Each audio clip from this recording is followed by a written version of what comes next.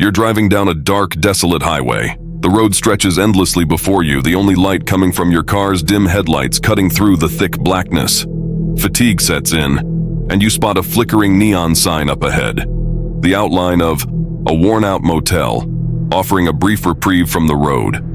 You pull in, grateful for the chance to rest. As you close the door behind you, the stillness seems almost suffocating, as though something unseen is watching, waiting. Motels, often seen as simple temporary refuges, sometimes hold secrets darker than you can imagine. Tonight, we dive into 3 chilling true motel incidents, each one more terrifying than the last. These are not just stories, they are haunting realities. So sit tight and let's begin.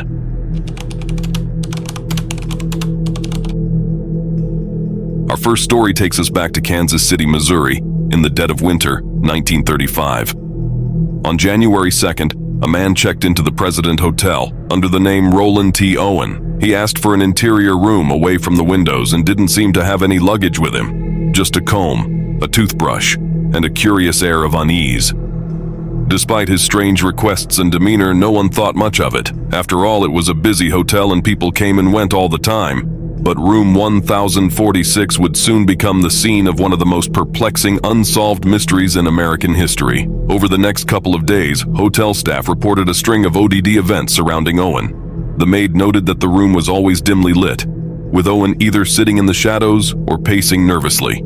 He asked her not to lock the door, explaining that he was expecting visitors. Despite these instructions, whenever anyone entered the room, they found Owen alone.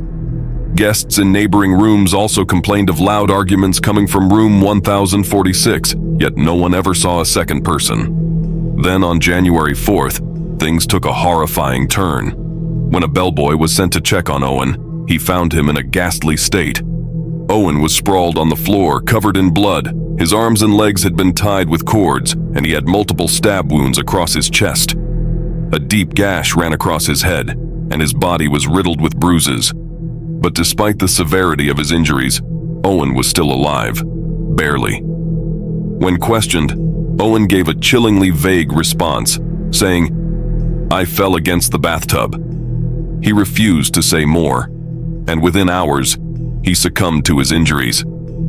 The investigation into Owen's death turned up more questions than answers. First, Roland T. Owen wasn't his real name. No one knew who he really was. He had no identification, no next of kin, and no one came forward to claim his body. Stranger still, a series of mysterious phone calls had been made to his room, but the police were unable to trace the voices on the other end. As investigators dug deeper, they uncovered another disturbing detail. Several witnesses had seen a woman visiting Owen during his stay, but she was never identified. Some speculated that she had a connection to his death, but without more information, the case quickly went cold. Then, months later, a bouquet of flowers arrived at the funeral home where Owen's body had been kept. There was no note, just a simple card that read, "Love forever, Louise." It was a cryptic gesture, yet it deepened the mystery. Who was Louise? And what connection did she have to the man in room 1046? Despite the best efforts of the police, no arrests were ever made, and to this day, the case of Roland T. Owen remains unsolved.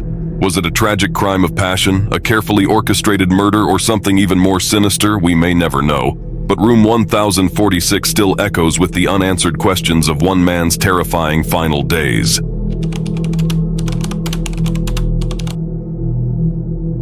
Our second story unfolds in the infamous Cecil Hotel in downtown Los Angeles, a place that carries a dark history of death and despair. Known for housing criminals, being a haunt for the disturbed, and the site of countless unexplained tragedies, the Cecil's reputation alone sends shivers down the spine.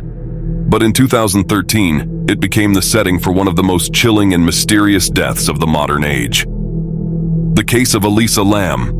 Elisa Lam was a 21-year-old college student from Vancouver, Canada, traveling solo across California. She checked into the Cecil Hotel with plans to explore the city, unaware that this fateful decision would plunge her into one of the most sinister mysteries in recent memory. Initially, Elisa stayed in a shared room, but after her roommates complained of her erratic behavior, she was moved to a private room. It was then that things took a dark turn. The last time anyone saw Elisa alive was in a now infamous piece of surveillance footage captured by the hotel's elevator cameras. The footage shows her acting in a way that is both disturbing and utterly confusing. She presses multiple buttons in the elevator, seemingly trying to hide from someone or something lurking just outside. At times, she peers cautiously into the hallway, as though she's being pursued by an invisible force. Her movements are jerky, frantic, and completely out of sync with the reality around her. There's something profoundly unsettling about her behavior, as though she's trapped in a nightmare only she can see. Then, without explanation, Elisa vanished. For days, there was no trace of her. Search efforts intensified as her family and friends pleaded for answers, but the trail was cold. It wasn't until guests at the Cecil Hotel started complaining about the water pressure and the strange, foul taste of the tap water that the mystery took a grotesque turn. Hotel staff went to check the rooftop water tanks, and what they found was straight out of a horror movie. Elisa Lam's lifeless body, floating in one of the tanks, her clothes eerily absent. But how did she get there? The roof was locked, with alarms that should have prevented anyone from gaining access. The water tanks were heavy and difficult to open, raising the terrifying question: how could Elisa have ended up inside one all by herself? The official ruling was accidental drowning, but the eerie circumstances surrounding her death sparked endless speculation. Was Elisa, who had struggled with mental illness, in the grip of a psychotic break, or was something more sinister at play? Many believe that Elisa was not alone in those final moments, that the hotel's dark past, riddled with death and despair, might have had a hand in her demise. The Cecil had long been a magnet for sinister energies, with its history of suicides, murders, and ghostly sightings. Some say Elisa fell victim to the hotel's cursed legacy, a soul claimed by forces beyond our understanding. The elevator footage only deepens the horror, as viewers across the world have tried to interpret her strange movements. Was she hiding from someone, or something, that the camera couldn't capture? Was she fleeing an unseen terror that ultimately drove her to the rooftop? We may never know.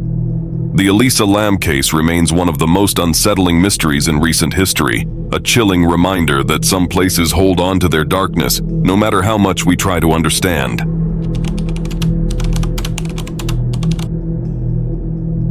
Our final story takes us to the Stanley Hotel in Estes Park, Colorado, a place with a reputation so eerie it inspired Stephen King to write The Shining.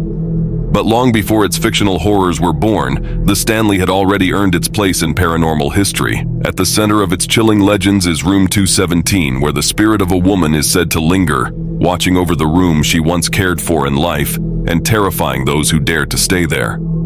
The tale begins in 1911 when a violent storm knocked out the hotel's power. A housekeeper named Elizabeth Wilson was tasked with lighting the gas lamps throughout the building. But as she entered room 217, a sudden explosion ripped through the room, nearly killing her.